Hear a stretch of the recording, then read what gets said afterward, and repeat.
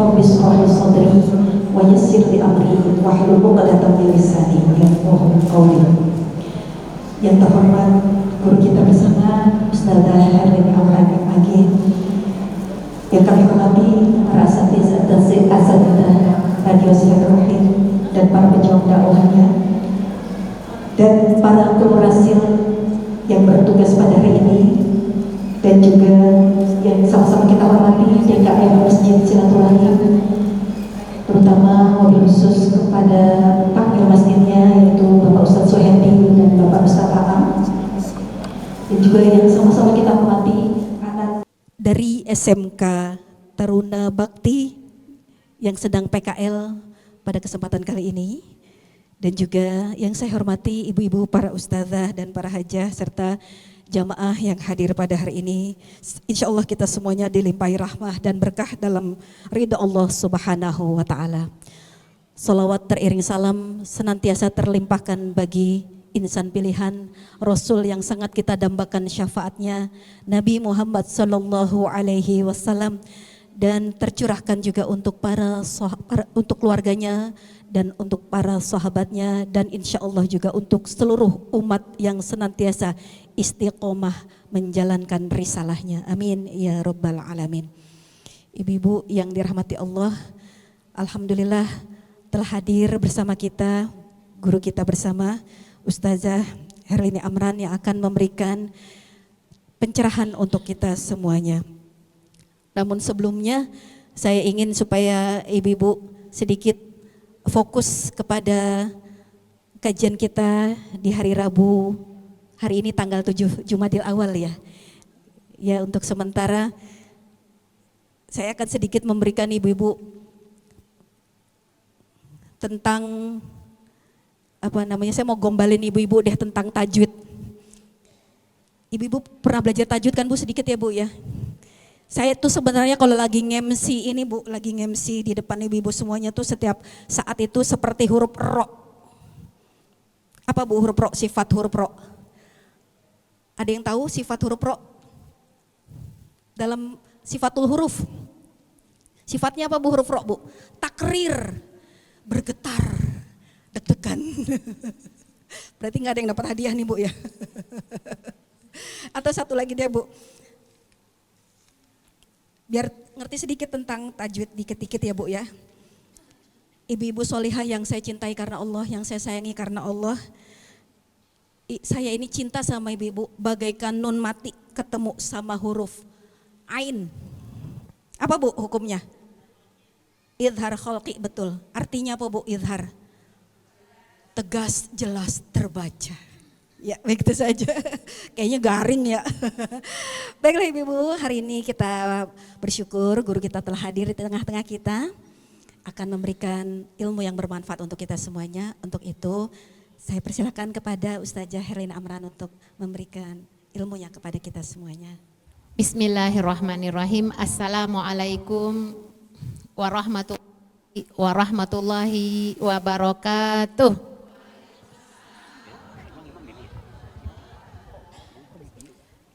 Alhamdulillahilladzi allafa baina qulubina fa asbahna bi ni'mati ikhwana.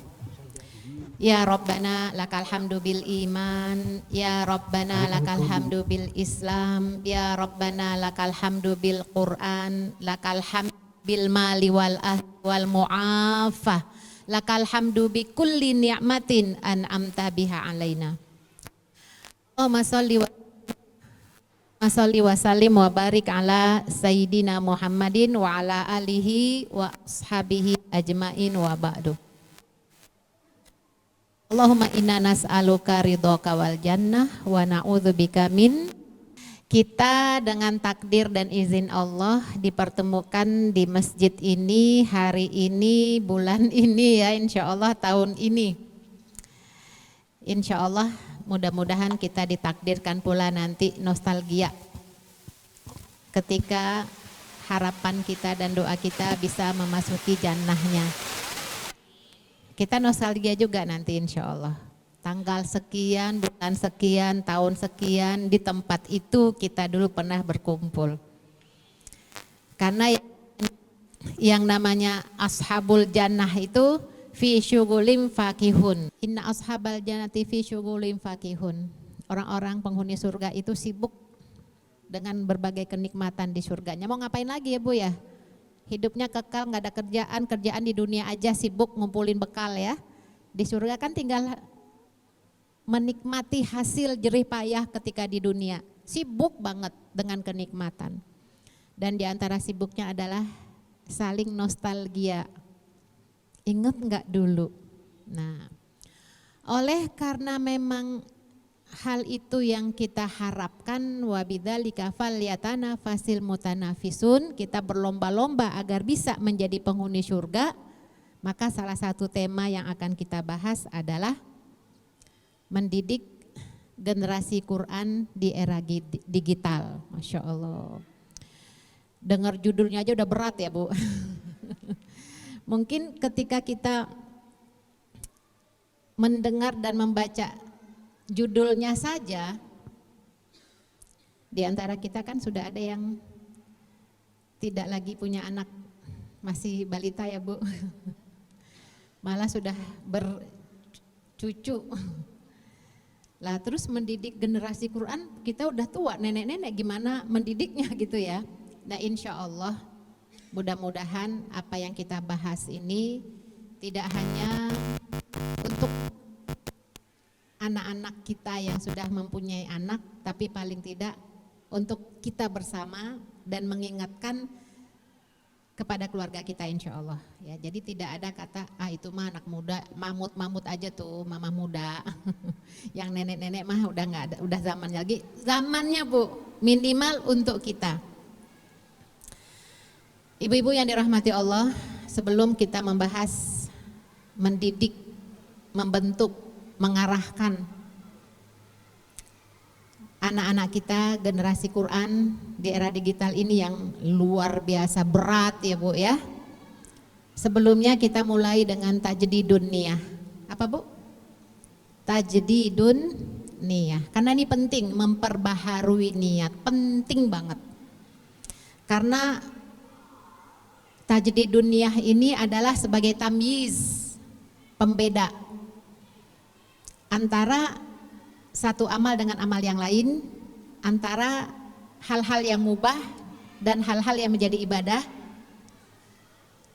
Niat ini sangat penting karena dari niatlah amal kita diterima oleh Allah. Ibu-ibu datang ke sini sama ya Bu ya, dari rumah, mungkin beda naik kendaraannya, rumahnya juga beda jaraknya di mana, tapi sampai di sini kan sama saja, duduk, denger. Nanti kalau ada tanya, diem, pulang, udah selesai. Hasilnya beda. Semuanya tergantung niat. Makanya kita dan saya semua, kita semua tidak bosan-bosannya untuk saling mengingatkan. Perbaharui niat. Karena niat yang banyak akan dapat pahala yang banyak. Di antara niat-niat yang kita sudah tancapkan di dada kita, di hati kita adalah bahwa inna sholati wa nusuki wa mahyaya wa mamati lillahi rabbil alamin. Semuanya itu adalah untuk mencari ridho Allah, mengharapkan cintanya. Boleh yang lain juga nambah niat. Ketika ada hadis yang menyebutkan magoda ilal masjid, barang siapa yang datang ke masjid la yuridu illa, dia tidak menginginkan kecuali mengajarkan atau belajar kebaikan, fa ajruhu, pahalanya mislu haj tam hajjuhu, seperti pahala haji yang sempurna hajinya. Masya Allah. Niatnya itu dia biar dapat pahala haji yang sempurna. Dapat tuh Bu. Alhamdulillah. Di samping itu juga kita niatkan agar Allah memberikan kita kesehatan. Dengan mengikuti aktivitas amal ibadah ini, Allah berikan kita kesehatan. Allah berikan kita keberkahan hari kita, waktu kita. Waktu yang kita pergunakan dari rumah menuju tempat ini sampai nanti balik lagi ke rumah, insya Allah berkah. Kita niatkan juga tidak hanya sekedar silaturahim. Yang mana sih? Yang pembicara fikih wanita hari Jumat yang jam 1, mana sih suaranya sih, sering dengar, orangnya yang mana ya Bu? Ketemu alhamdulillah hari ini. Kita niatkan untuk silaturahim, saling bertemu, berkenalan, kemudian juga kita niatkan tidak hanya silaturahim, juga kita belajar dan mengajarkan insya Allah. Jadi semua niat-niat yang baik pasang aja Bu. Tergantung maunya kita apa, yang penting niatnya baik aja. Semakin banyak kita berniat, semakin banyak yang kita dapatkan. Apalagi kalau niat, semoga amal ibadah ini, kekajian ilmu yang memudahkan jalan ke surga, semoga Allah terima, nanti pahalanya Allah sampaikan kepada orang tua kita yang sudah tiada. Dapat tuh di sana alhamdulillah. Gak lupa kita dengan orang tua kita yang sudah lama wafatnya Bu ya.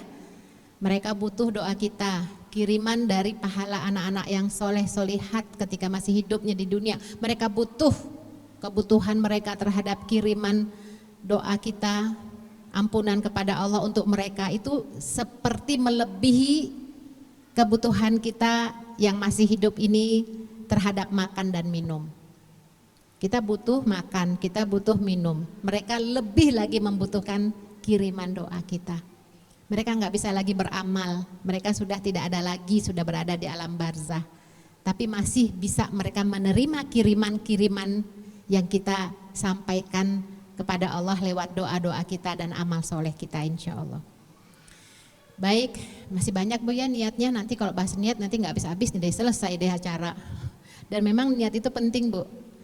Para ulama dulu mempelajari fikih niat itu sampai 22 tahun lamanya Bu. Wih lama amat, iya memang lama karena setiap geraknya, desa nafasnya, langkah kakinya itu selalu ada niat di situ. Dipelajari apalagi niatnya ya gitu. Jadi enggak seperti kita, seperti air yang mengalir aktivitas kita hari-hari ya Bu. Dari bangun tidur sampai tidur lagi ya begitu aja. Nah disinilah mereka mempelajari ilmu niat tersebut. Baik, kita mulai pembahasan yang mudah-mudahan saya dan kita semua bisa mengamalkannya. Bagaimana mendidik, ya saya catat supaya tidak terlupakan pembahasannya. Mendidik generasi Quran di era digital.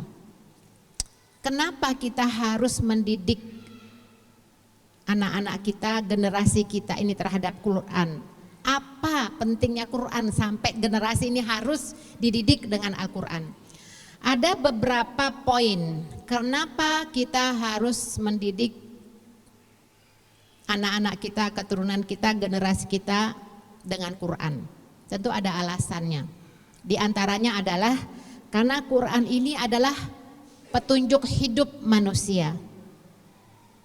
Al-Quran ini adalah way of life, guidance kita. Kita diberikan Allah kesempatan hidup di dunia tidak selamanya. Perjalanan kita masih panjang. Dunia ini hanyalah tempat pemberhentian sementara. Untuk selanjutnya penentu apakah kita nanti di tempat yang abadi kita itu bahagia atau tidaknya. Jadi penentunya itu di dunia. Maka Allah berikanlah, Allah utuslah Nabi dan buku kitab guidance-nya itu Al-Quran. Ketika kita membahas, memegang Al-Quran, mengamalkannya, mempelajarinya, mempersiapkan generasi anak-anak kita dengan Al-Quran, insya Allah kita akan selamat sampai tujuan. Kita ini pengembara ya Bu ya, sebentar lagi juga nyampe Bu, apalagi yang usia-usia saya, saya udah tua loh Bu, mau 60, saya mau tua lagi 70, iya deh. Paling tidak udah usia-usia sebentar lagi. Rasulullah SAW 63 ya Bu, 3 tahun lagi ya, Masya Allah. Tapi ajal itu hanya Allah yang tahu. Ajal itu tidak tergantung dilihat dari usia, tidak dilihat dari sehat atau sakitnya, karena memang semuanya sudah ketentuan Allah. Tapi kalau yang udah usianya 60 ke atas, hati-hati ya. Rasulullah aja 63. 63-nya Hijriah ya. Berarti lebih cepat lagi tuh. Mungkin sekitar 60 ke atas, 61, 62an itu ya Bu ya.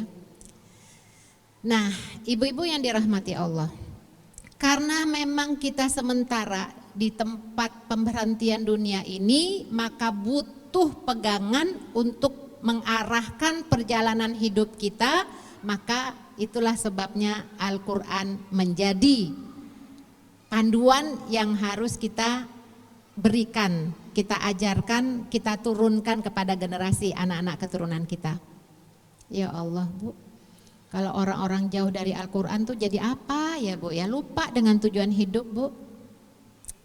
Apalagi di Indonesia ini ya, sekitar 85% Muslim. Itu ada penelitian Bu ya, yang bisa baca Quran tuh gak banyak. Ya, yang gak baca Quran aja gak banyak, apalagi yang ngamalin ya. Nah, ini kembali kepada kita. Jadi kenapa kita mesti mendidik keturunan kita, generasi kita cinta Al-Quran. Itu tadi pertama, karena memang pedoman hidup ya. Kemudian juga Al-Quran ini dapat menjaga hati kita dari kerusakan zaman. Al-Quran mampu melindungi, menjaga hati kita, diri kita, akhlak kita dari kerusakan zaman. Zaman emang rusak, iya Bu, rusak banget Bu.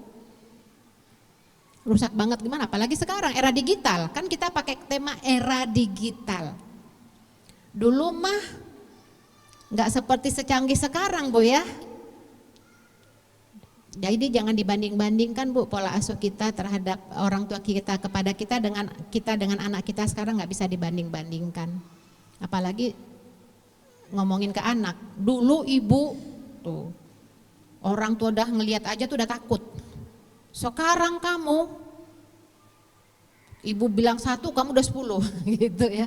Ya nggak zamannya lagi, sekarang kan sudah era digital. Gadget itu udah, dulu TV mah masih 1 ya Bu. Sekarang mah nggak ada TV lagi, yang ada apa? HP, TV ada tapi udah gak zaman. Ini sudah dipegang 24 jam. Jadi nggak bisa kita banding-bandingkan zaman kita dengan zaman sekarang. Makanya dengan kembali mendidik, mengajarkan, mengarahkan anak-anak keturunan kita, generasi kita dengan Quran, itu mampu menjaga hatinya, akhlaknya, pergaulannya, perbuatannya. Karena Al-Quran lah yang mampu memberikan mereka itu arah yang sebenar-benarnya. Wah, nggak mudah ya Bu. Nanti kita bahas bagaimana caranya. Jadi itulah sebabnya Al-Quran itu penting untuk mampu menjaga akhlak hati generasi-generasi kita. Coba kalau kita lihat Bu ya, saudara kita di Palestina itu Bu ya. Kemarin itu ada berapa orang ya? Ratusan ya yang sudah menghafal Quran. Jadi menghafal Quran di tengah situasi yang seperti itu. Kita lihat Bu ya, hancur negerinya. Banyak kehilangan anggota keluarganya. Susah makan minumnya, Masya Allah. Tapi ternyata banyak memproduksi para hufaz yang hafal-hafal Quran dari anak-anak mereka, Masya Allah. Nah inilah sebabnya mereka memiliki imun, daya tahan iman dalam menghadapi serangan-serangan dari musuh-musuh mereka. Itu ibu lihat ya bagaimana seorang ibu, banyaknya kita lihat ya tayangan-tayangan, bahkan yang press sendiri banyak, yang wartawan sendiri banyak yang dibunuh oleh mereka supaya tidak tersampaikan apa yang terjadi di sana. Kita banyak sekali mendapatkan tayangan ibu atau anak atau siapapun ketika menghadapi musibah yang keluar dari lisannya apa? Alhamdulillah, ya Allah. Alhamdulillah ya Rob, Alhamdulillah. Kalau kita lihat ya Allah, kita juga belum tentu bisa sanggup, tapi yang keluar dari lisannya Alhamdulillah. Ini karena berkah Al-Quran. Saya sangat terharu banget Bu ya, ada anak kecil ya usia-usia berapa tahun ya, 5, 6, 7 tahun gitu ya, ketika ngungsi. Tangan kirinya pegang boneka ya, masih kecil ya, pokoknya yang belum bisa bawa barang-barang gitu ya. Tangan kanannya pegang Quran. Ya Allah, loh situasi kayak begini nih yang diingat tuh Al-Quran sama boneka. Subhanallah.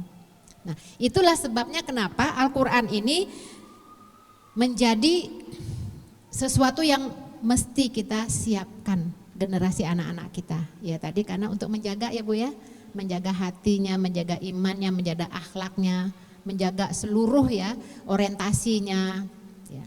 Kemudian juga Al-Quran ini akan memberikan syafaat kepada yang berusaha untuk menjaganya. Syafaat. Kita mau cari apa sih Bu di dunia Bu? Cari bekal kan Bu?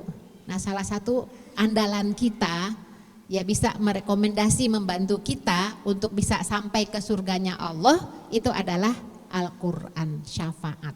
Jadi kan disebutkan di situ Iqra'ul Quran fa innal Quran atau fa innahu, bahwa Al-Quran itu yati yaumal qiyamah syafi'an li ashabihi. Bacalah, pelajarilah, amalkan Quran karena nanti Al-Quran itu akan memberikan syafaat. Itu Masya Allah bagi orang yang membacanya, mengamalkannya, syafaat. Kita mau ngarepin apa sih Bu nanti di akhirat? Syafaat, pertolongan, rekomendasi ya. Hari di mana tidak ada lagi yaum la yanfa mal wala banun, enggak ada lagi tuh yang namanya pertolongan dari yang lain-lain, harta semuanya, kedudukan, jabatan enggak guna lagi, tapi yang berguna adalah yang akan memberikan kita syafaat. Tuh ya, Masya Allah. Kemudian juga kenapa kita harus memperhatikan Al-Quran sedemikian rupa, yaitu diantaranya adalah bahwa Al-Quran ini akan menjanjikan kemuliaan bagi keluarga. Kalau di Palestina itu satu keluarga satu hafiz, satu rumah satu hafiz, maksudnya penghafal Quran. Bahkan ada satu keluarga itu semua penghafal Quran. Kemarin wartawan Soleh Ja'farawi itu ya Bu ya, yang sudah dibunuh oleh musuh di sana, itu dari keluarga Quran. Ibunya penghafal Quran, bapaknya, kakaknya, adiknya. Bahkan kakaknya yang di penjara itu sebelum sempat ketemu dengan adiknya yang wartawan ini, itu pengajar Quran di penjara. Dia cerita ya bahwa sekian tahanan penjara itu kan ditahan ya, perlakuannya luar biasa di situ ya, orang-orang ya laknatullah itu, Zionis laknatullah itu. Tapi mereka tidak kehilangan akal untuk bisa mengajarkan Quran. Nah ceritalah ini Naji ya namanya. Itu yang dia kan hafal Quran sebelum masuk ke penjara itu kan hafal Quran. Gimana caranya supaya bisa mengajarkan Quran di penjara yang banyak itu numpuk di sel-sel tahanan itu. Jadi di sana katanya di penjara tuh ada semacam salep apa gitu ya yang untuk obat luka ya. Itu dijadikan pulpen. Ditulis tuh dindingnya kan putih. Ditulis ayat-ayat Al-Quran. Nanti yang teman-teman penjara itu baca kemudian ngapalin. Udah hafal hapus lagi pakai kain lap. Jadi dinding itu dijadikan seperti mushaf. Nah di sana itu dia cerita ada banyak juga tuh yang belum bisa baca Quran ketika masuk penjara. Bu, di sana kan nggak semuanya juga dekat dengan Quran Bu ya, namanya juga masyarakat ya Bu ya. Ya artinya tidak semuanya juga penghafal Quran, kan ada juga warga negaranya, rakyatnya yang belum kenal Islam, ada juga ngaku Islam nggak pernah sholat. Nah ada juga tuh yang masuk beberapa orang dia cerita. Sampai yang tidak bisa membedakan karena nggak sholat, nggak bisa membedakan bacaan Subhana Rabbiyal A'la dengan Subhana Rabbiyal Azim itu di mana, ruku apa sujud ya, gitu ya. Karena selama ini tidak sholat, tidak bisa baca Quran. Nah di penjara itu diajarkan Al-Quran sehingga dicerita dia terharu sekali. Sampailah dalam 2 rakaat dia sampai membaca 5 juz surat. Masya Allah. Dari tidak bisa, tidak sholat sampai dia jadi penghafal Quran. Nah itu yang satu sel, kalau yang ada, jadi memang banyak penghafal Quran di situ masuk. Nah kalau ada yang sel yang tidak bisa, tidak ada yang penghafal Quran, katanya di sel itu ada kayak bolong-bolong listrik gitu ya, bolong ya. Jadi nembus bisa ngelihat gitu yang tempat listrik, colokan listrik itu dibuka sama dia. Nah yang menghafal Quran ini baca Quran lewat bolongan itu. Yang di sebelah sana kupingnya dengerin gitu. Sampai jadi penghafal Quran juga. Nah inilah kehebatan Al-Quran. Dengan Al-Quran mereka mampu bertahan dengan kondisi yang seperti sekarang. Nah kita kembali ke Masjid Silaturahim. Ini sebagai motivasi Bu ya. Nah oleh karena itu sesuai dengan tema kita, bagaimana mendidik generasi untuk generasi Quran di era digital ini supaya mereka tuh memahami dan mengamalkannya. Tentu saja Bagaimana caranya? Tentu kembali kepada orang tua. Maksudnya apa? Ketika kita menginginkan generasi Quran, yang pertama dan utama mesti dimulai dari orang tua. Ya, orang tualah yang akan memberikan contoh, teladan, qudwah. Kira-kira bisa enggak ya dalam satu keluarga orang tuanya tidak akrab dengan Al-Qur'an, tidak akrab dengan Al-Qur'an, kemudian memiliki anak-anak yang mengamalkan Quran. Bisa enggak ya, Bu? Mungkin bisa sementara. Maksudnya gimana? Maksudnya ya biasa kan anak, oh ada pesantren sekarang nih, oh tuh pesantren tuh penghafal Quran, ya udah anak kita masuk sana pesantren. Bener, anaknya bisa hafal Quran di pesantren karena memang khusus untuk penghafal Quran. Coba deh Bu, perhatikan, bisa jadi lakukanlah kajian. Kalau lagi libur, balik ke rumah, apa yang dia lakukan? Ini banyak keluhan Bu ya dari orang tua. Kenapa ya anakku di rumah beda di pesantren? Ya kita bisa jawab karena ya memang beda. Di pesantren lingkungannya Quran.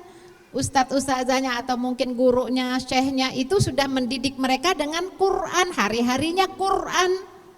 Balik ke rumah, lihat orang tua. Bukan ibu ya, bukan, mungkin yang di sana itu. Orang tuanya banyak memegang gadget, HP. Ya enggak bapak, ya enggak ibu, ya mungkin kakak adiknya. Nah si anak yang udah di pesantren ini melihat. Oh, akhirnya apa Bu yang terjadi? Jadilah rumah tempat pelampiasan balas dendam tanda kutip. Di pesantren selalu bangun tengah malam gitu ya, tahajud, di rumah tidur. Jadi jam tidur yang udah diambil di pesantren dibalas di rumah. Nah ini yang terjadi karena apa? Karena orang tua belum memberikan keteladanan. Nah itu penting, yang pertama ya. Jadi bagaimana kita mendidik generasi kita mencintai Al-Quran, tentu dimulai dari orang tua. Ya. Orang tua adalah role model. Orang tualah yang akan menanamkan kebaikan kepada anak-anaknya. Oleh karena itulah Rasulullah, jelas Bu ya, laqad kana lakum fi Rasulillahi uswatun hasanah. Rasulullah itu sebagai uswah, qudwah. Karena umat-umatnya itu butuh pemimpin, butuh contoh, butuh role model. Ada. Nah sekarang kita pengen generasi Qurani. Bagaimana caranya? Mulailah dari orang tua. Masya Allah, saya yakin ibu-ibu pendengar Rasil semuanya insya Allah adalah orang tua Qurani. Amin ya rabbal alamin. Terus Bu, dekat dengan Al-Quran ya. Kalau yang sudah terlanjur, apa sih maksudnya terlanjur? Ya masih usianya udah nggak didik anak lagi, kan kita punya cucu ya. Kita nasihatin anak kita. Apalagi yang ibu-ibu muda, mulai akrab dengan Al-Quran. Kira-kira pegang HP dengan pegang Quran lamaan mana waktunya? Terus gimana ya? Nah begitulah Bu ya, apakah mungkin ada generasi Qurani bisa terjadi ketika orang tuanya lebih banyak waktunya buat HP daripada Quran? Sulit Bu, anak tuh bisanya mencontoh. Mencontoh itu adalah suatu hal yang sangat efektif untuk mendidik anak ya. Nah itu penting sekali ya. Maka kita mulai dari diri kita, ibda binafsik, mulai dari diri kita. Kita ingin anak cinta Quran, kita ingin anak baca Quran, kita ingin anak berdekatan dengan Al-Quran, kita ingin anak memahami Al-Quran. Mulai dari kita sebagai orang tua. Sudahkah kita luangkan waktu kita untuk Al-Quran? Sudah, alhamdulillah sudah baca Quran, baik. Terus apa lagi? Terus ya kita ingatkan anak kita. Cuman ada cumannya Bu. Kalau hanya salah satu dari orang tua saja pasti mengalami kesulitan. Maksudnya yang dekat Quran ibunya, bapaknya kagak. Anak itu nyontohnya yang jelek Bu, bukan yang baik. Yang mudah-mudah, yang gampang-gampang itu anak tuh. Kayaknya siapapun orangnya pasti mau cari enaknya deh Bu. Yang mudahnya, yang gampangnya. Dia pasti akan memilih yang sesuai dengan hawa nafsunya. Kemudian ketika dinasihati oleh ibunya pakai alasan dan senjata. Bapak enggak baca Quran. Nah di situ ya. Maka oleh karena itu mulailah dari orang tua. Kalau udah terlanjur gimana Bu? Terlanjur apa? Ya udah terlanjur, udah takdir. Itu anak mertua tuh sampai sekarang belum bisa baca Quran. Anak mertua siapa Bu? Suami, suami kan anak mertua ya. Bukan anak kita, anak mertua. Ya sudah, kita mulai pokoknya semaksimal mungkin terus aja anak kita ya Bu ya. Tidak boleh menyesali takdir ya. Bahkan kalau perlu kita bertawasul dengan amal soleh kita Bu, boleh. Tawasul dengan amal soleh. Setiap kita beramal soleh minta sama Allah, ya Allah asyahli fi dzurriyyati, ya Allah perbaiki anak-anakku, keturunanku. Ya Allah jadikan anak-anakku ahlul Quran. Nah itu boleh Bu. Tawasul dengan amal soleh boleh kan? Kan kita nggak sama orang, sama Allah yang menciptakan kita. 3 orang yang terkurung dalam goa kan bertawasul dengan amal solehnya. Nah kita juga begitu. Ketika kita merasakan kesulitan dalam mendidik anak-anak kita, generasi kita ini, udah deh kita pakai jalur langit aja Bu. Cepat lewat tol langsung. Kita bertawasul dengan amal soleh. Makanya para ulama dulu ketika dia melihat anak-anaknya, ya begitulah dia perkuat hubungannya dengan Allah. Dia perbanyak amal solehnya. Nah, kemudian dia doa, ya Allah perbaikilah anak-anak keturunanku, gitu ya, yang bisa beramal soleh dengan sodakoh, memiliki harta yang banyak, infak sebanyak-banyaknya, sodakoh sebanyak-banyaknya, ya. Karena kan semuanya kembali kepada keikhlasan ya. Ya kan kita yang tahu apa yang kita mampu ya Bu. Amal kita yang kita miliki kan hanya kita yang tahu. Ada orang yang memiliki harta yang banyak, dia dengan harta itu dia bersedekah. Cari amalan unggulan yang kita mampu. Tapi saya nggak punya harta. Bisa ibadah nggak qiyamul lail yang lama? Bisa. Itu dijadikan sebagai modal kita untuk bertawasul agar anak kita menjadi anak-anak yang soleh-solihat. Nggak bisa tuh soalnya lututnya sakit, lagi kondisi sakit. Ya udah baca Quran bisa, bacalah Al-Quran. Dulu para ulama dulu, para salafus soleh dulu Bu ya, setelah dia baca surat Al-Baqarah misalnya ya, sekali duduk, bisa Bu, Al-Baqarah sekali duduk. Al-Baqarah mah berapa hari ya bacanya ya? Ya udah itu kan semua at-taqwa hahuna, kan takwa itu kan di sini, semua tergantung kita. Nah ibu itu ketika dia selesai membaca Al-Baqarah langsung dia doa sama Allah. Ya Allah perbaikilah anak-anakku, terima amalku ya Allah, perbaikilah anak-anakku. Boleh begitu tawasul ya, apapun yang kita bisa ya amal kita. Nah itu orang tua.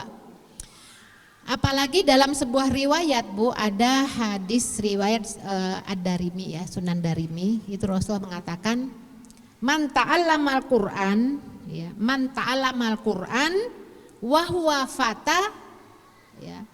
Maka di situ ikhtalatul Qur'an bilahmihi wadamihi. Barang siapa yang mempelajari Al-Qur'an di usia belia, maka Allah akan mencampurkan Quran itu pada dagingnya dan darahnya. Jadi artinya apa? Kalau dari kecil anak-anak itu sudah dibiasakan bermesraan dengan Al-Quran, membaca, menghafal dan segala macamnya, maka Allah campurkan itu dagingnya dan darahnya dengan Al-Quran. Artinya apa? Al-Quran akan membawa dampak kepada akhlaknya, perilakunya. Ya ibaratnya kalau daging sama darah, itu kan di tubuh kita Bu ya. Itu kan kalau nggak ada darah, nggak ada daging kan nggak ada tubuh. Jadi menyatu. Insya Allah Allah akan menjaganya. Nah itu kan dimulai dari dini. Maka mudah-mudahan bagi ibu-ibu muda ya, pesan kita semua yang sudah jadi nenek ya Bu, untuk anak-anak kita, untuk keturunan kita, saudara-saudara kita yang masih muda, yang baru-baru menikah, memiliki anak, dekat-dekatlah dengan Al-Quran. Kalau bisa sering tuh lagi hamil misalnya Bu ya, dengarkan Al-Quran. Ya. Setelah lagi menyusui, iringi ASI yang keluar dari tubuh ibu itu kepada anak kita dengan Al-Quran. Nah ini para ulama dulu begitu Bu, kayak ibunya Imam Syafi'i. Ibunya Imam Syafi'i ini subhanallah ya, beliau itu memang mendidik anaknya sejak dari kecil tuh sudah punya tekad. Ibunya tuh visioner Bu, ibu Imam Syafi'i. Imam Syafi'i itu kan hafal Quran usia 7 tahun ya, hafal Quran. Ibunya tuh sejak awal sudah memiliki visi, dia ingin menjadikan anak ini seorang ulama. Maka dia mulai itu dari awal. Sejak hamilnya dijaga, makannya pun dijaga. Ini penting nih buat orang tua, buat kita semua ya.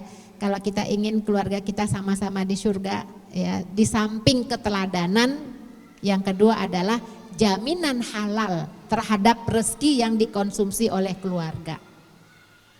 Jangankan yang haram, yang syubhat saja hendaknya dihindari.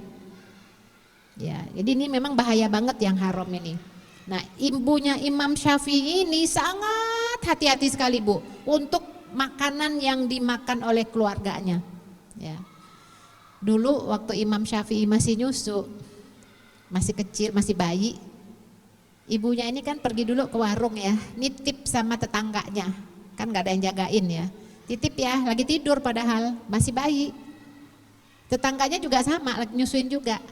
Ya, kemudian ibunya pergi ke warung, gak lama kan, balik lagi, ya dia dengar anaknya tuh nangis, ya, terus pas mau pulang, terus diam. Ternyata tetangganya nyusuin dia. Ya, kan kalau nyusu itu kan nanti ada dampak hukumnya Bu ya. Nanti masalah persetujuan, tapi bukan masalah dampak itu. Ibu Imam Syafi'i ini segera langsung ya, anak itu disuruh muntahin. Jadi dia masukin tangannya ke dalam tenggorokan bayinya itu Imam Syafi'i supaya memuntahkan ASI yang telah dia konsumsi itu. Mohon maaf ya, saya tidak membiarkan anak saya meminum apapun kecuali dari ASI saya. Ya, nggak usah tersinggung Bu ya, nanti kalau ada tetangga nggak enak, enggak, ini kan anak kita, nggak izin juga dia kan. Apa kata ibu Imam Syafi'i? Saya tidak ingin anak saya mengkonsumsi apapun selain dari saya. Kenapa? Karena ibu Imam Syafi'i telah menjaminkan dirinya dari harta-harta yang atau makanan yang haram. Karena ini berdampak kepada perilaku anak. Maka jaminan halal itu sudah menjadi kewajiban kita untuk menghindari anak-anak kita dari kerusakan akhlak. Karena luqmah wahidah yakuluhan nas yarudu amalahum arba'ina yauman. Sesuap makanan yang dikonsumsi oleh seseorang itu dapat menolak amalnya selama 40 hari. Itu sesuap, kalau bersuap-suap bertahun-tahun gimana? Itu Imam Syafi'i. Kita jadikan contoh walaupun mungkin akan sulit untuk dijalankan saat ini, tapi kita butuh figur. Ya, kita butuh contoh sosok yang luar biasa. Pernah juga tuh Bu Imam Syafi'i itu ya, ketika lagi nulis itu beliau tuh luar biasa ya Bu ya, pendiri mazhab Syafi'i ya, banyak pengikutnya, kitabnya juga banyak, sampai sekarang tuh masih juga diikuti tuh ya ajaran-ajarannya ya, mazhabnya. Lagi nulis beliau tahu-tahu berhenti. Kenapa berhenti? Karena bingung mau nulis apa lagi ya, nggak ada ide, udah pokoknya udah apa lagi ya. Kan kita kalau mungkin ibu-ibu, mungkin anak-anak kita kok lagi ada apa tuh kan gampang ya. Pas lagi tidak punya ide langsung apa ya, nggak bisa dimikir lagi. Apa ya dosaku, kenapa begini, beliau istighfar, enggak juga ada ide-ide untuk melanjutkan tulisannya. Mungkin aku punya dosa, dia istighfar, tetap juga nggak bisa. Oh mungkin saya pernah menyakiti hati saudara, teman-teman saya, nanya lagi ke tetangga, temannya ya, maafkan saya ya kalau saya salah, mungkin ada lisan yang menyinggung perasaan kalian. Ih nggak ada masalah, engkau baik, nulisnya nggak bisa juga. Akhirnya dia ngadu ke ibunya. Ya Ummah, ibu gimana ini saya nggak bisa nulis, nggak punya ide. Apa ya dosa saya? Ibunya langsung terdiam. Mungkin salah ibu. Ibunya ingat ternyata waktu beli ke warung kayak semacam gandum atau beras ya, sambil nunggu dibungkus sama pedagangnya, dia cuma ngambil sedikit aja Bu. Ya kalau beras itu cuma sebutir masuk mulut. Itu barangkali Jadi berdampak kepada anaknya. Makanan yang tidak halal atau yang syubhat, padahal cuma sebutir ya, itu ternyata berdampak kepada anaknya. Sebentar, ibu mau minta ridhonya, halalnya. Nah kan biasa Bu ya, kalau orang Arab tuh halal gitu ya. Saya minta dia halalkan ya, di ridho yang halal. Ya udah.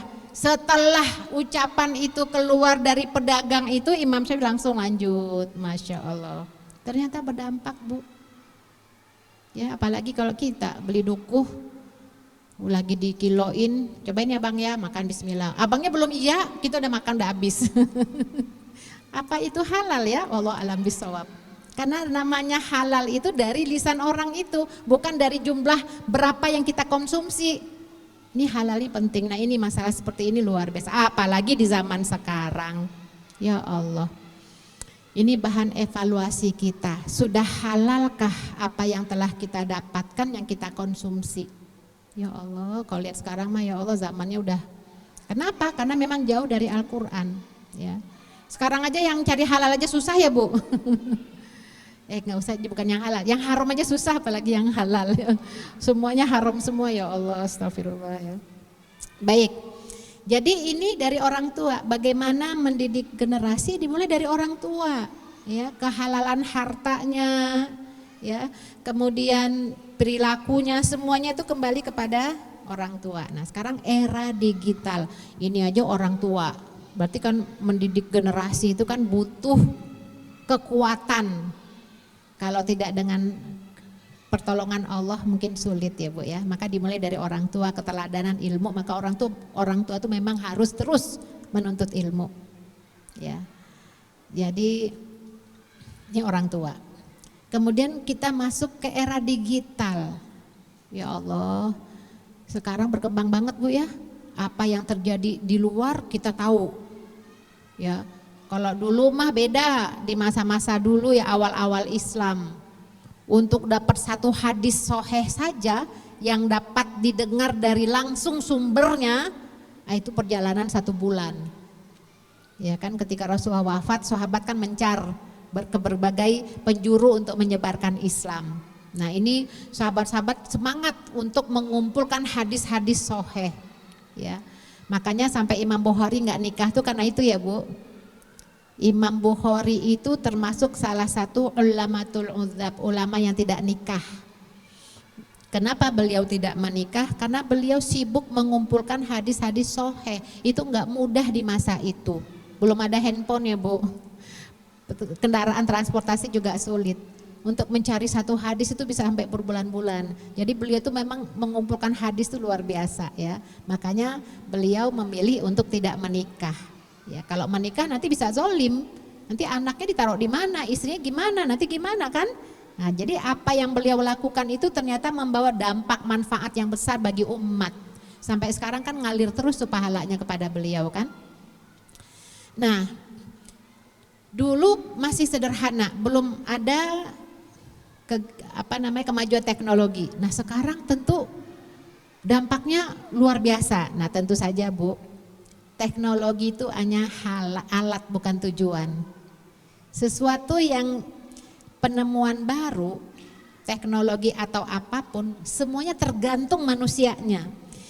Teknologi ini mau dimanfaatkan untuk positif bisa, untuk negatif juga bisa, semua tergantung. Nah oleh karena itu orang tualah yang bisa mengarahkan dan menentukan kemajuan-kemajuan teknologi mana yang terbaik untuk anaknya. Ya, contoh misalnya ya, kita tahu dengan di era digital ini ya, kemajuan-kemajuan teknologi ya, kemajuan komunikasi, gadget dan segala macam, itu positifnya apa? Kita bisa mendapatkan informasi dalam waktu yang langsung ya, hanya per detik. Itu komunikasi, ilmu, itu bisa kita dapatkan. Tapi jeleknya apa? Itu kalau tidak diawasi, pengaruh negatif juga akan muncul.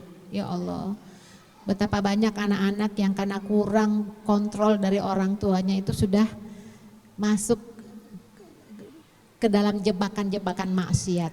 Walaupun mereka tuh ada di kamar, aman, anak saya nggak keluar, aman, anak saya nggak bergaul dengan orang yang nggak benar akhlaknya, aman, dia ada di kamar. Siapa bilang aman?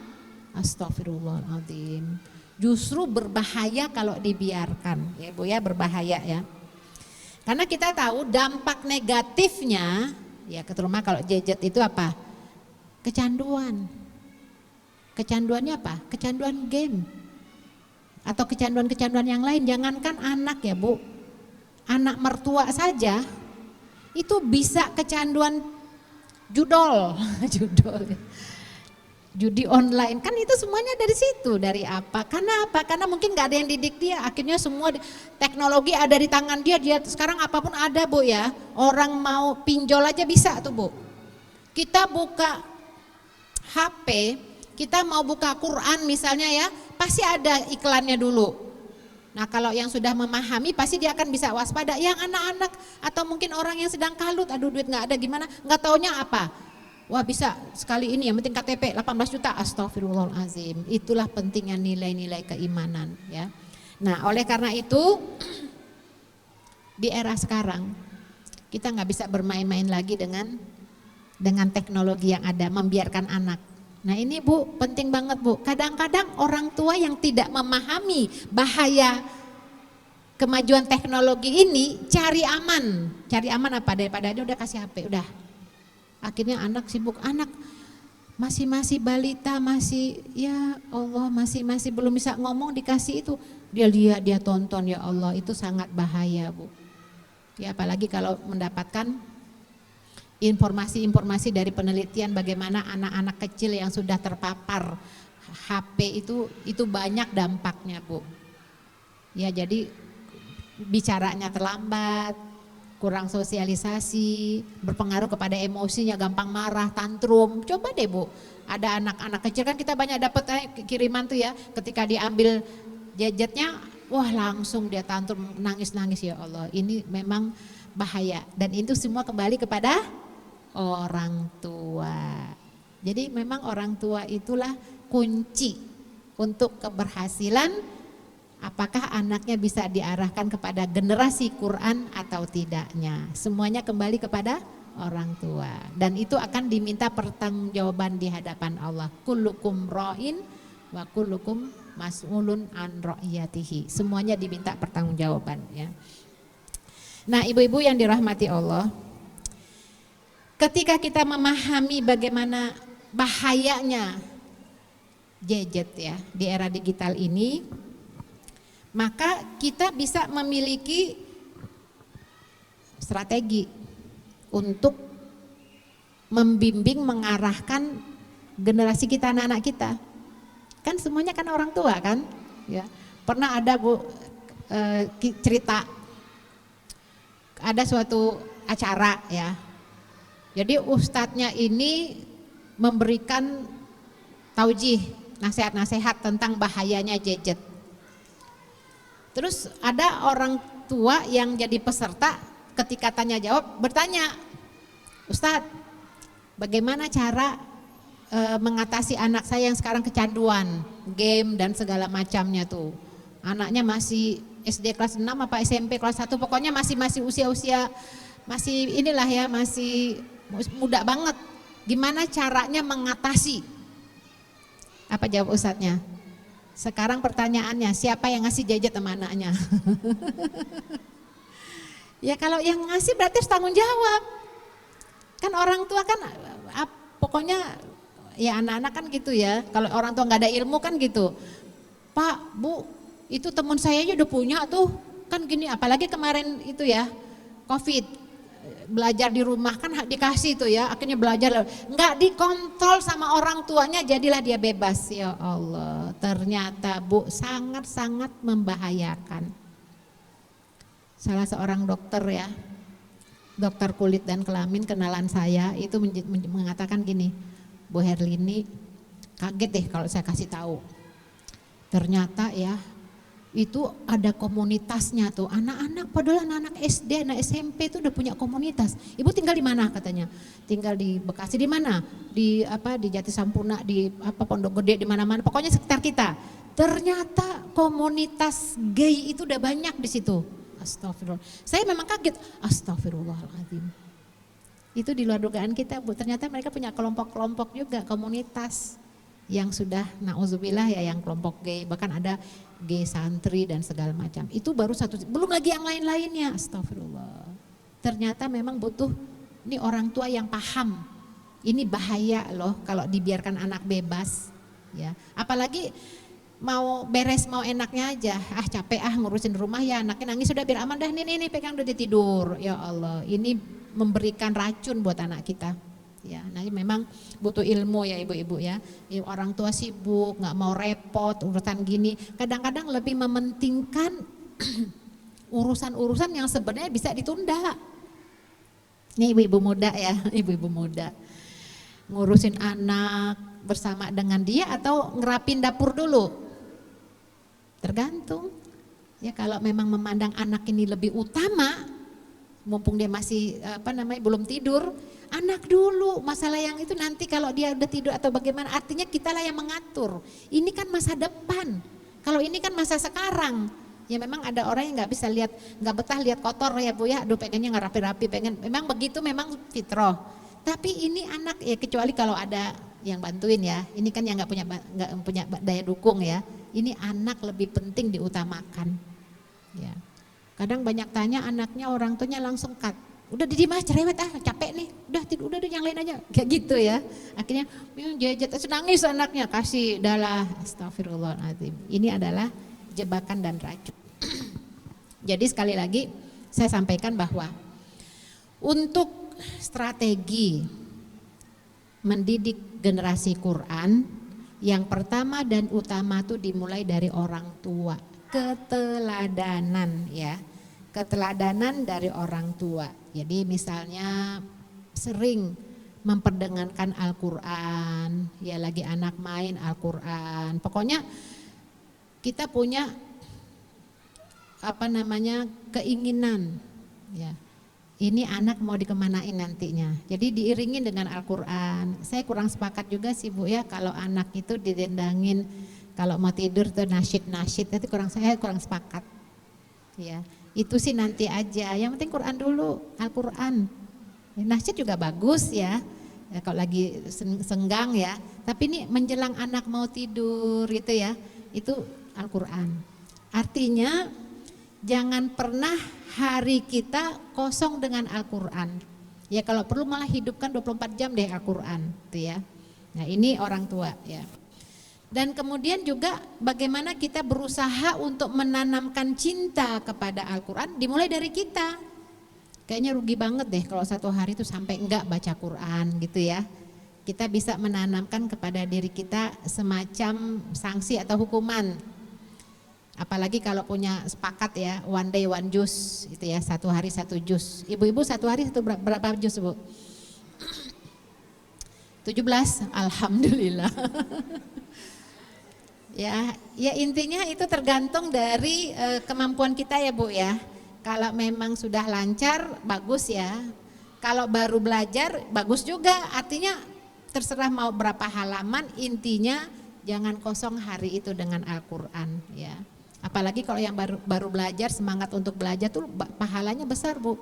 Karena setiap huruf aja pahala, diulang-ulang pahala gitu ya, Masya Allah ya. Kemudian gadget ini ya di era digital ini bisa kita manfaatkan untuk mendukung program Al-Quran kepada anak-anak kita. Misalnya apa? Misalnya anak kita ajak untuk menggunakan aplikasi Al-Quran. Ya, kan banyak tuh Bu. Semua kan tergantung kita. Misalnya kalau untuk murojaah itu ada aplikasi ya. Kita baca nanti dia ini tuh ada tuh. Ya, saya nggak usah sebutkan di aplikasinya banyak deh ya.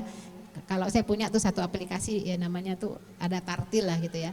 Baca kita, jadi di sininya nggak ada dulu ya. Kita misalnya mau surat Tabarok, kita baca aja kan, kita buka aplikasinya, kita baca surat At-Tabarok dari awal tuh nanti dia ada tuh sesuai dengan bacaan kita. Kalau salah dia berhenti. Pokoknya kalau kita salah nggak akan ditunggu berapa lama. Kalau nggak juga udah nggak bisa lagi, berarti ngulang lagi gitu. Nah anak kita bisa kita ajak seperti itu, mempergunakan aplikasi-aplikasi Al-Quran untuk mendukung hafalannya. Nah tidak hanya mempergunakan aplikasi itu, kita juga ajarkan adab. Adab ketika kita berinteraksi dengan dunia digital atau dengan di gadget kita tuh ya, ada adabnya. Adabnya apa tuh? Banyak Bu adabnya Bu. Dulu beberapa tahun yang lalu ya, di tim fatwa MUI sudah ada tuh adab mempergunakan di media komunikasi itu bagaimana adabnya ya. Ya artinya jangan sampai kita mewariskan dosa jariah karena tangan kita. Dosa jariah apa? Ya ketika kita masuk ke media komunikasi itu kan kalau lihat apapun ya, berita atau apapun kadang-kadang kan pengen komen kan. Ternyata komen itu karena yang kita lihat itu adalah gibah, komennya gibah lagi. Kan banyak pokoknya di media di gadget itu kan apa aja ada kan Bu? Isu-isu tentang rumah tangga artis, apapun kejadian yang viral antara mertua dengan mantu, antara istri grebek suaminya yang lagi apa itu kan ada, itu kan terlihat. Jadi semua bentuk maksiat gibah itu terpampang. Ya, apalagi kalau aktif di media sosial ya. Apakah itu Facebook atau apapun kan ada. Nah, kitalah yang menfilternya. Artinya ada adabnya, jangan sampai yang tertuliskan itu sesuatu yang membawa bahaya kita nanti kalau kita udah meninggal. Kita udah meninggal dosanya ngalir terus. Kenapa? Karena komen kita, emang tuh dasar nggak bener itu orang tua dimaki-maki. Itu jejak digital nggak bisa dihapus loh Bu. Orang yang udah meninggal masih ada kan? Nah kita berikan adab bagaimana menanamkan kebaikan sehingga apapun jejak digital kita itu adalah tambahan pahala yang berlipat-lipat. Udah meninggal masih ngalir aja orang baca tulisan kita misalnya ya, termotivasi untuk beramal soleh, ngalir tuh pahalanya. Ya walaupun hanya untuk sekedar mengingatkan, jangan lupa puasa ayam mulbit kan suka gitu Bu ya, di status apa itu bismillah. Jadi jangan lupa ketika pertama kali kita berinteraksi ya kita ajarkan anak kita, bacalah bismillah. Dengan baca bismillah itu mudah-mudahan seluruh aktivitasnya itu menjadi ladang pahala kita. Jariah banget apalagi kalau one day one ayah gitu ya, satu hari satu ayat, one day one hadis. Pokoknya atau kata mutiara, Masya Allah setiap orang yang membacanya apalagi sampai termotivasi untuk mengamalkannya pahala buat kita Bu. Nah terus doa, ya Allah berikan aku pahala jariah dari apa yang kulakukan ini, bismillah Masya Allah. Itu jadi anak-anak kita juga termotivasi. Jadi apapun yang kamu lakukan berdampak kepadamu insya Allah pahala. Nah, kalau dia tidak diarahkan nanti dia kemana-mana Bu. Apalagi ya media sosial kita sekarang atau gadget itu apa-apa ada aja iklannya kan Bu ya. Ya Allah iklannya tuh astagfirullahaladzim. Apalagi anak laki kita tuh. Itu setiap melihat gadget itu dosa loh Bu. Emang kalau lihat aurat nggak dosa? Maksudnya apa? Ya lihat aurat yang bukan mahram kan dosa. Misal contoh, tidak menutup aurat, terlihat rambutnya, dilihatin cakep banget ya, indah banget ya rambutnya keriting gitu. Emang nggak dosa Bu? Katanya sekali nggak apa-apa, jadi dilihatin sekali aja dilihatin terus. Padahal kan harus segera dipalingkan. Nah memang dosa-dosa kecil itu akan banyak numpuk. Ya walaupun nanti akan Allah ampunkan ya kalau orang yang bersangkutan itu bisa beristighfar menggantinya dengan perbuatan-perbuatan hasanah. Tapi kan setiap saat ya kan Bu. Nah ini kita berikan adab-adabnya kepada anak-anak kita ya. Adab-adab bagaimana berinteraksi dengan gadget media sosial supaya menjadi ladang pahala buat kita. Perlu nggak Bu baca ta'awuz dulu Bu? Katanya itu setan gepeng Bu. Kayaknya perlu juga ya. Jadi nggak dimulai dari bismillah ya. A'udzubillahi minasyaitonirrajim, bismillahirrahmanirrahim. Jadi ya memang itu godaan. Syaitan itu memang tidak akan henti-hentinya untuk menggoda kita. Penasaran deh. Nah kalau hati sudah cenderung kepada itu akhirnya bisa menyaingi yang lain-lain. Makanya Bu kita bersaing nih dalam keimanan, tangan kanan pegang Quran, tangan kiri pegang gadget, mana tuh yang kuat? Ya itu tergantung imannya Bu ya, kadang-kadang menang Quran, kadang-kadang udah sebentar aja nih ada WA nih, jawab dulu, akhirnya keterusan tuh. nggak taunya ya ampun belum masak lagi, akhirnya Quran taruh dulu, udah ada niat. Masya Allah. Itu yang kita sudah dewasa, apalagi yang anak-anak, ya Masya Allah ya. Kemudian untuk mendidik generasi Qurani di era digital ini perlu kita membangun lingkungan yang Qurani, perlu lingkungan. Kalau lingkungannya tidak Qurani, kayaknya kita hanya punya rencana aja. Bagaimana lingkungan yang Qurani? Rumah, sekolah, itu penting ya. Rumah, sekolah, dan masjid. Jadi ini lingkungan 3, rumah, sekolah, masjid. Memang sebaik-baiknya bersyukur deh ibu-ibu yang rumahnya dekat masjid. Syukur banget Bu. Tapi godaannya besar juga tuh. Ya kan biasa lah, setiap ada kemudahan pasti ada kesulitan. Biasanya nunggu kalau sholat berjamaah tunggu qomat dulu gitu ya. Tapi bersyukur deh yang dekat. Jadi anak-anak mudah-mudahan bisa terkondisi ya. Jadi rumah, lingkungan di rumah, kapan kita bikin aturan-aturannya, kapan saatnya kita bersama-sama ya untuk menelaah Al-Quran. Dan yang tidak kalah pentingnya Bu ya, ketika menghafal juga memahami maknanya. Gak hanya buat anak, buat kita juga. Jadi ketika kita baca perlu ada tadabbur. Jadi gak hanya sekedar baca udah selesai udah, kita perlu ada waktu juga untuk mentadabburinya, untuk memahaminya, untuk mempelajarinya. Ini kenapa, ini bagaimana riwayatnya, kemudian kita ambil ibrah, subhanallah. Jadi inilah hal-hal yang menyebabkan kita mudah-mudahan menjadi keluarga yang Qurani. Terus doa Bu, doa terus saya dan kita semua ya.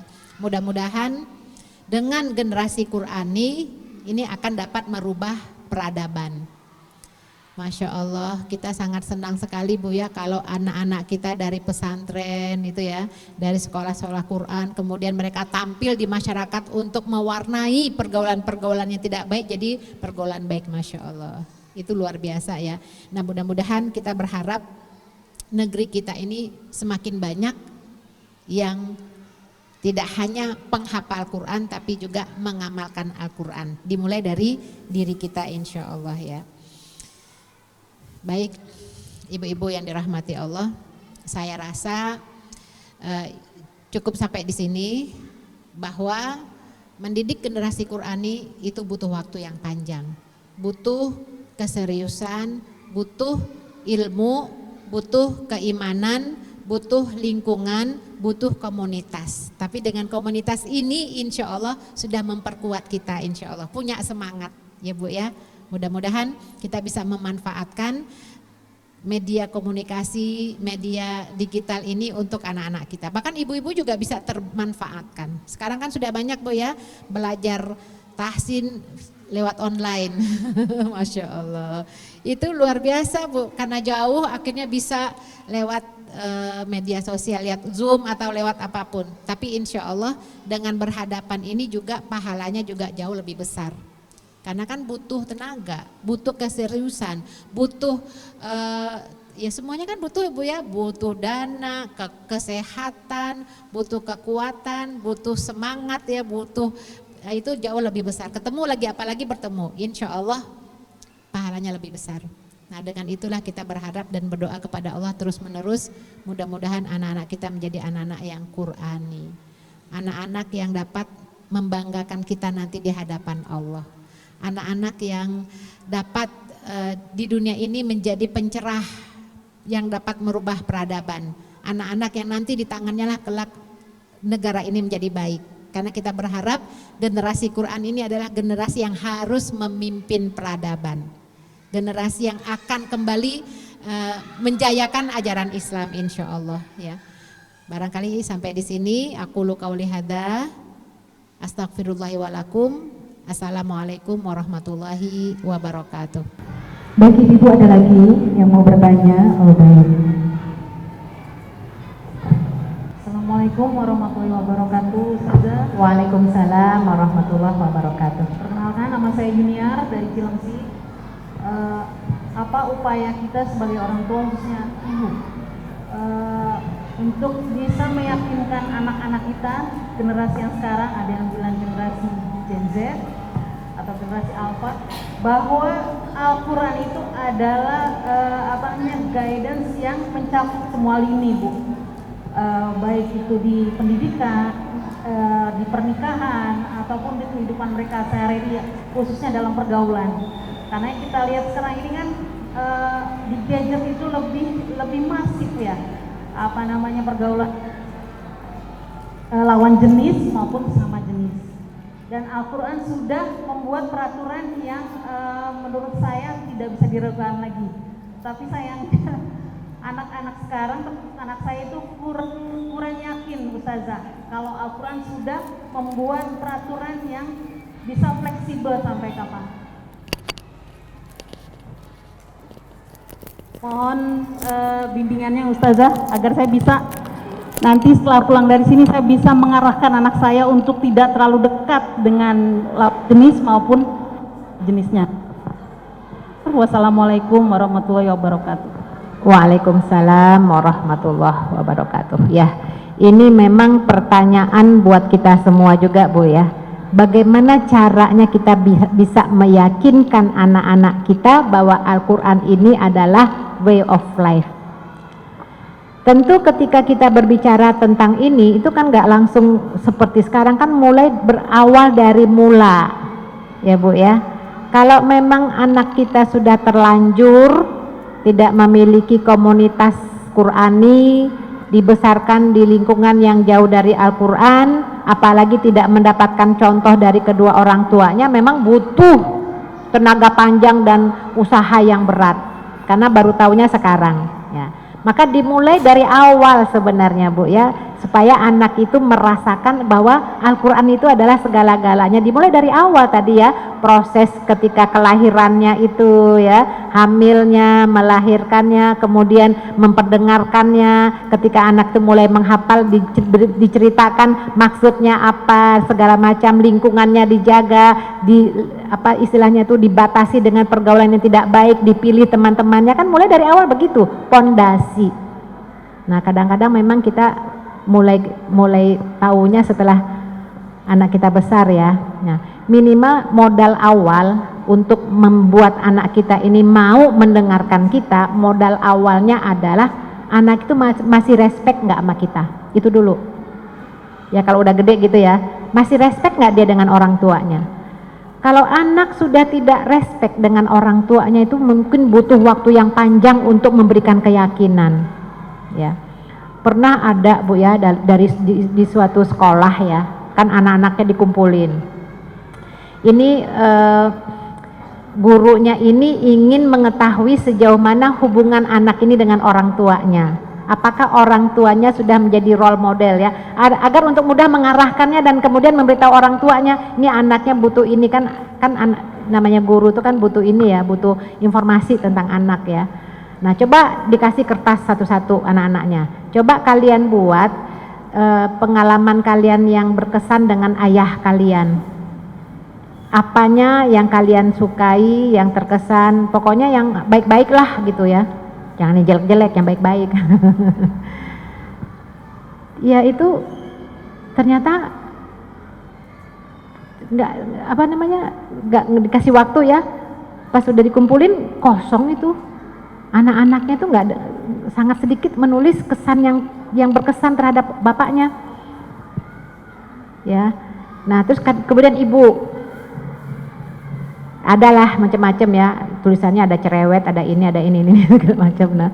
Nah dari situ kan sudah kelihatan. Nah kalau kan kita nggak tahu nih anak nih kenapa nolak ya kan, bisa jadi ada kekecewaannya. Jadi ketika kita ngomong tuh nggak didengar, dia lebih dengar omongan orang lain atau apa yang ada dalam, karena tidak dekat hubungannya. Maka oleh karena itu yang pertama dan utama tuh, kita tuh direspekin nggak sama anak, kita deket nggak sama anak tuh bisa terbuka nggak dengan kita, itu dulu.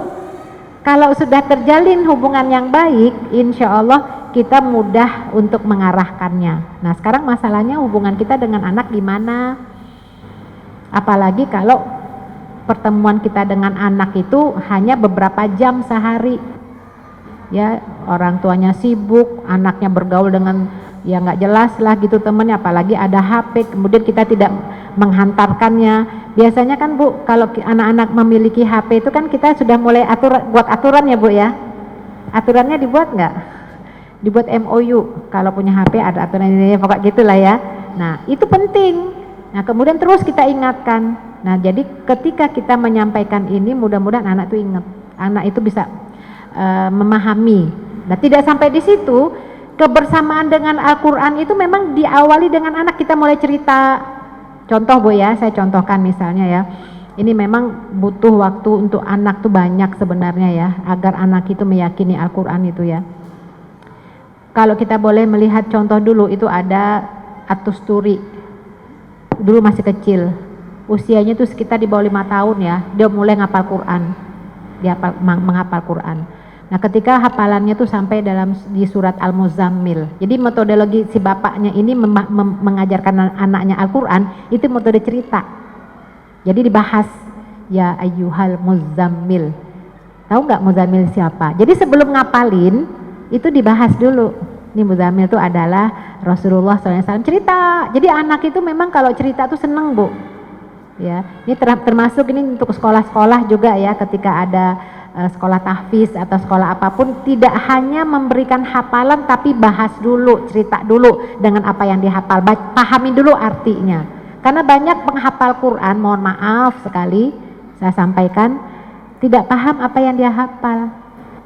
Na'udzubillah min dzalik, kita juga tidak ingin seorang penghafal Quran ternyata memiliki akhlak yang buruk. Ya, karena Al-Quran itu hanya sekedar prestasi aja, na'udzubillah min dzalik. Kita nggak ingin itu. Nah, ketika Al-Quran itu dibahas, itu disitulah nanti hidayah Allah itu akan muncul karena memahami apa yang dibaca.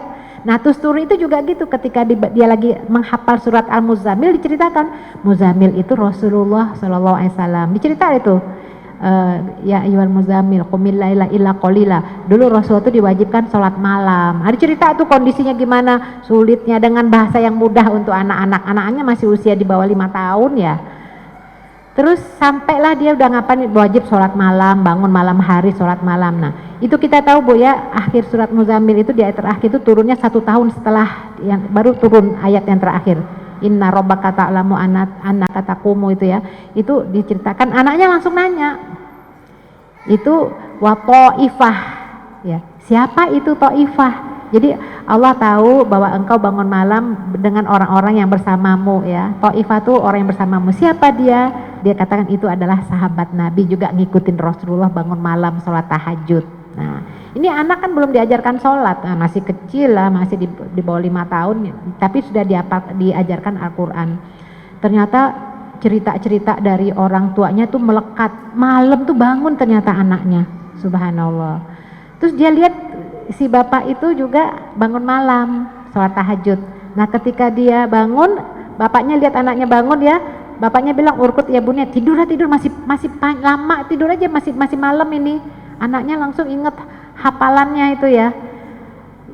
Bagaimana nanti kalau di hari kiamat ashtatal yura a'malakum, ketika amalan kita diperlihatkan kepada Allah, menanyakan bagaimana amal kita, apakah engkau suka aku nanti ditanya oleh Allah, aku jawab bahwa aku dia minta diajarkan wudhu ya, alim nil wudhu. Aku jawab kepada Allah bahwa aku diajarkan wudhu, nggak mau bapakku nggak mau ngajarin gitu. Jadi dia memadukan antara hafalannya dengan, subhanallah tuh masih kecil tuh, akhirnya jadi ulama. Nah saya ingin menyampaikan ini karena ini kan di masa salafus soleh. Saya ingin menyampaikan ke kita agar anak itu memiliki rasa Al-Quran itu dengan membahasnya, dengan menceritakannya. Nah tentu dengan menceritakan kita dulu yang tahu ya Bu ya, karena faqidu syai' la yu'ti, bagaimana kita mau ngasih tahu kalau kita nggak tahu. Nah kita belajar ya, jadi anak itu dengar ceritanya, ceritakan kisah Nabi dalam Al-Quran, bagaimana misalnya Nabi Yusuf alaihissalam,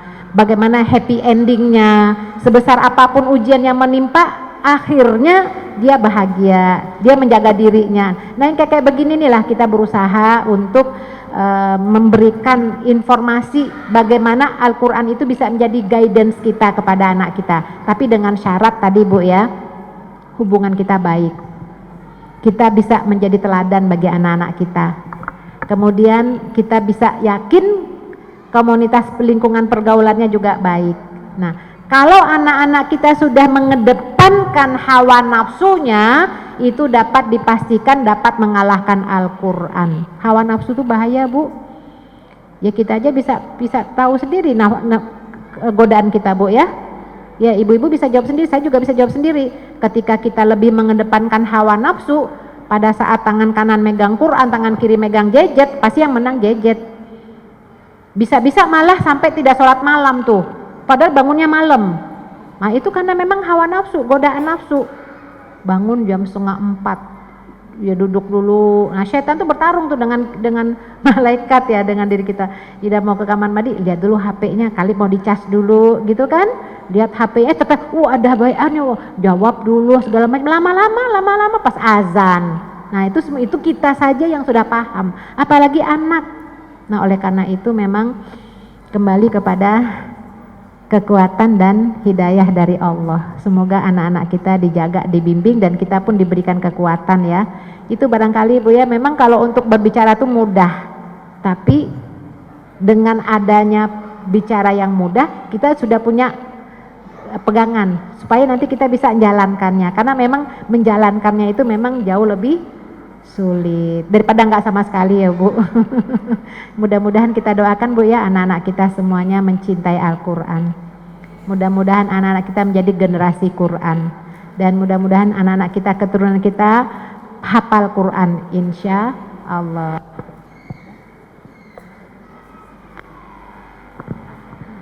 Baik, terima kasih Ustazah atas jawabannya. Ini terakhir, mungkin singkat saja jawabannya karena waktu sudah mendekati akhir.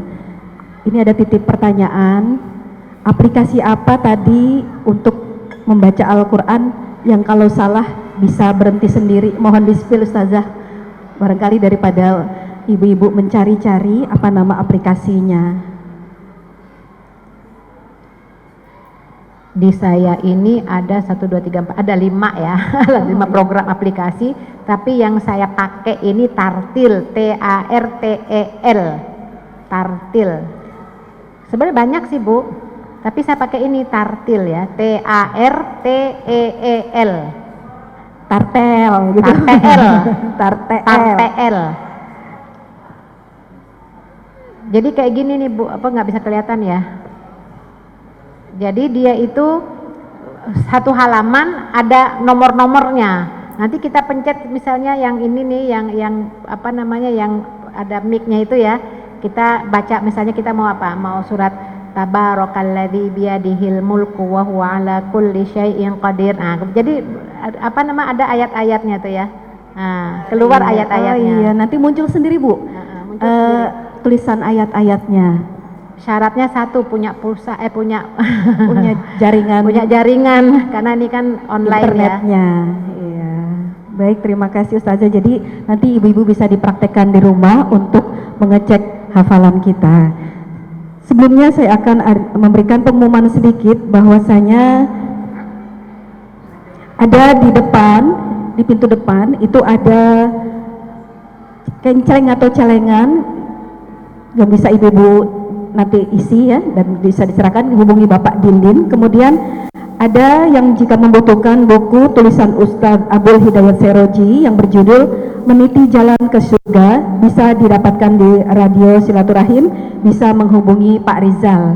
Pak Rizal ini mana Pak Rizal? Oh ya, di belakang tuh Bu, tunjuk tangan Pak Rizalnya.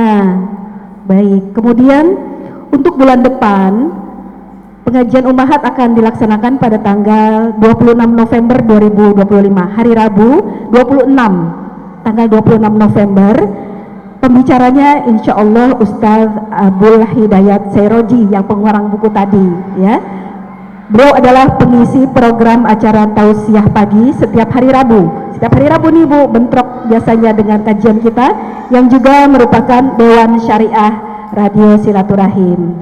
Baik, ibu-ibu yang dirahmati Allah, dari apa yang disampaikan oleh Ustazah Herlina Amran, kita semuanya banyak-banyak mengucapkan jazakillah khairan katsiran kepada Ustazah yang telah memberikan pencerahan untuk kita semuanya, terutama dalam hal ini kita sebagai ibu rumah tangga yang tentunya memiliki banyak sekali kegiatan, aktivitas, dan juga ujian. Mudah-mudahan dengan nutrisi pada hari ini dapat memberikan kita kekuatan di tengah kesulitan, di tengah ujian yang selalu ada setiap harinya, setiap waktunya kepada kita. Mudah-mudahan kita lebih kuat lagi dalam menjalani setiap apapun peran yang kita mainkan. Saya mengutip sedikit apa yang mungkin Ibu Herlini pernah dengar, bahwasanya selama niat ikhlas karena Allah, tidak ada kegagalan yang nyata. Manusia bisa melemahkan tenaga, tapi tidak bisa mengalahkan niat kita di sisi Allah Subhanahu wa Ta'ala. Itu tulisan Ibu sendiri yang saya kutip.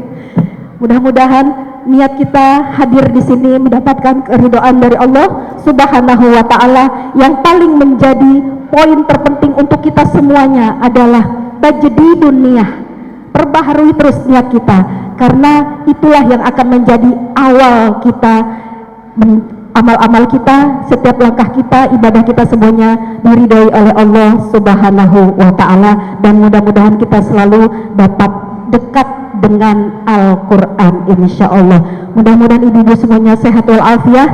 Terima kasih, jazakumullah khairan kafir saya ucapkan kepada adik-adik dari Taruna Bakti yang telah membantu kegiatan kita, khususnya kepada para kru rasil dan juga ibu-ibu yang sudah membawa makanan dan sangat mensupport kegiatan di hari ini. Mudah-mudahan menjadi amal baik kita semuanya. Ibu mohon ditutup dengan doa. Mudah-mudahan diakhiri dengan doa ini Allah memberikan keberkahan untuk kita semuanya. Mari kita beristighfar ya Bu ya. Astaghfirullahaladzim, astaghfirullahaladzim, astaghfirullahaladzim. Alladzi la ilaha illa huwal hayyul qayyum wa atubu ilaih. Bismillahirrahmanirrahim. Alhamdulillahi rabbil alamin, hamdan yuafi ni'amah wa yukafi' mazidah. Ya Rabbana lakal hamdu wa lakal syukru wa lakal mulk kama yanbaghi li jalali wajhikal karimi wa azimi sultanik. Allahumma salli wa sallim wa barik ala sayyidina Muhammadin wa ala alihi wa ashabi ajmain. Allahumma ighfir lana wali walidina warhamhuma kama rabbayana shighara. Wali jami'il muslimina wal muslimat wal mu'minina wal mu'minat al ahya'i minhum wal amwat. Rabbana la tuzigh qulubana ba'da idh hadaitana wa hab lana min ladunka rahmah innaka antal wahhab. Allahumma ansur ikhwanana al muslimina mustad'afina matlumina mujahidina murabitina fi Ghaza wa fi anha'il Palestin wa fi kulli makan wa fi kulli zaman. Allahumma ansurhum nasran aziza. Allahumma ahlikil kafarata wal musyrikin wal munafiqin. Allahumma ahlik jaishu Israel wa suhyuniyun wa mu'idahum biquwatika ya jabbar ya qahar. Allahumma syattid syamlahum wa fariq jam'ahum wa zalzil aqdamahum. Allahumma hariril masjidil aqsa ila royatul islam wal muslimin. Ya Allah, ampunilah semua dosa-dosa yang pernah kami perbuat selama ini, sengaja atau tidak sengaja. Ampuni kami karena ketidaktahuan kami. Ampuni kami karena kelalaian kami. Ampunilah kami ya Allah, sesungguhnya Engkau Maha Pengampun lagi Maha Penyayang. Ya Allah, ampunilah dosa kedua orang tua kami yang telah merawat dan mendidik kami sejak kami kecil. Sayangi mereka ya Allah. Apabila saat ini mereka telah tiada, jadikanlah kuburannya taman-taman surga. Terima amal ibadahnya semasa hidup ya Allah. Ampunilah semua dosa-dosa semasa hidupnya. Terima amal ibadahnya. Kumpulkan kami kelak di surgamu bersama-sama dengannya. Ya Allah, apabila kedua orang tua kami atau salah satu di antaranya masih bersama kami, jadikan kami anak yang solihat, yang dapat berbakti kepada mereka sampai penghujung usia mereka, dan tutupkanlah usia mereka dalam keadaan husnul khotimah. Ya Allah, ya Rahman, ya Rahim, jadikanlah keluarga kami keluarga yang Engkau ridhoi, harmonis, sakinah, mawadah, warahmah. Rumah tangga keluarga yang tidak hanya berumah tangga di dunia ini, namun kelak Engkau satukan kami di Jannatul Firdausil A'la. Ya Allah, bantu kami agar kami bisa mendidik anak cucu keturunan kami ke jalan-Mu. Karuniakan kami anak cucu keturunan yang soleh, solihat, berilmu, beriman, bertakwa, taat kepada Allah dan Rasul-Nya, berbakti kepada kedua orang tuanya. Anak cucu keturunan yang ahlul Quran, ahlul ibadah, ahlul taqwa. Ya Allah, bantu kami agar kami bisa mendidik dan membimbing mereka menuju surga-Mu. Ya Rabb, lindungilah keturunan kami, anak cucu keturunan kami dari pergaulan bebas, dari narkoba, kejahatan syahwat mereka dan godaan syaitan yang terkutuk. Lindungi mereka dari semua bentuk kekufuran, kekafiran dan kemunafikan. Ya Allah, bantulah saudara-saudara kami yang membutuhkan bantuan-Mu. Sehatkan mereka yang sedang sakit saat ini. Bantulah mereka yang terlilit hutang. Berilah mereka hidayah yang masih jauh dari petunjuk-Mu ya Allah. Ya Allah, karuniakan kami keikhlasan, ikhlas dalam setiap ucapan, perbuatan dan perilaku kami. Ya Rabb, karuniakan kami rasa sabar. Jadikan kami hamba-Mu yang bersabar, sabar dalam menghadapi semua ujian cobaan yang menimpa kami. Jadikan kami hamba-Mu yang bersyukur ya Allah, mensyukuri semua nikmat karunia yang telah Engkau berikan kepada kami. Ya Allah, ya Rabb, ya Rahman, ya Rahim, bersihkan hati kami, sucikan jiwa kami, jauhkan kami dari ria, ujub, sombong, takabur, munafik, iri, dengki, semua sifat-sifat yang dapat menghanguskan amal soleh kami. Kami mohon kepada Engkau ya Allah, apabila telah tiba saatnya kelak kami menghadap-Mu, tutuplah usia kami dalam keadaan husnul khotimah. Biha ya Allah, bihusnil khotimah. Ya ilahana, anta maksuduna wa ridhoka matlubuna. Engkaulah tujuan hidup kami ya Allah, hanya ridho-Mu lah yang senantiasa kami cari. Allahumma rzuqna lazzatan nadhar ila wajhikal karim wa syauqa ila liqa'ik. Karuniakan kami kerinduan untuk menatap wajah-Mu yang agung ya Allah, kerinduan untuk bisa berjumpa dengan-Mu. Allahumma inna nas'aluka hubbaka wa hubba may yuhibbuka wa hubba kullu amalin yuqarribuna ila hubbik. Kami mohon cinta-Mu ya Allah, cinta orang-orang yang mencintai-Mu dan mencintai amalan yang dapat mendekatkan diri kami kepada cinta-Mu. Ya Allah, kami tidak pernah melihat wajah Nabi kami, tidak pernah semasa dengannya, tidak pernah menyaksikan seperti apa susahnya beliau menyebarkan ajaran Islam. Telah berabad-abad jarak antara kami dengannya. Ya Allah, kami beriman kepada apa yang telah dibawanya. Kami mohon kepadamu ya Allah, karuniakan kami syafaat dari baginda kami Muhammad sallallahu alaihi wasallam. Karuniakan kami agar kami kelak bisa bertetangga dengannya di surga. Rabbana taqabbal minna innaka antas samiul alim wa tub alaina innaka antat tawwabur rahim. Rabbana atina fid dunya hasanah wa fil akhirati hasanah wa qina adzabannar. Subhana rabbika rabbil izzati amma yasifun wa salamun alal mursalin walhamdulillahi rabbil alamin. Subhanakallahumma bihamdika asyhadu an la ilaha illa anta astaghfiruka wa atubu ilaik. Assalamualaikum warahmatullahi wabarakatuh. Waalaikumsalam warahmatullahi wabarakatuh. Sekali lagi jazakillah khair atas apa yang telah Ibu sampaikan. Insyaallah ibu-ibu yang dirahmati Allah, nanti kita sama-sama berjumpa di surganya Allah Subhanahu wa taala. Ashabal jannatil yauma fi syughulin faqihun. Lelahnya ibu-ibu, capeknya ibu-ibu, dan apa-apa yang ibu-ibu sudah korbankan untuk hadir di majelis ini mudah-mudahan akan menjadikan kita penghuni surga yang akan bersenang-senang nanti di dalamnya. Amin ya Allah ya rabbal alamin. Saya tutup dengan pantun izin banyak pemburu pasang jebakan. Cakep. Tampak rusa terjerat, terkena jerat, dapat ilmu kita amalkan, bekal selamat dunia akhirat. Pergi belajar ke negeri Cina, tinggalkan kota penuh kenangan. Tiada sesuatu yang sempurna, maafkan bila ada kesalahan. Billahi taufiq wal hidayah. Assalamualaikum warahmatullahi wabarakatuh.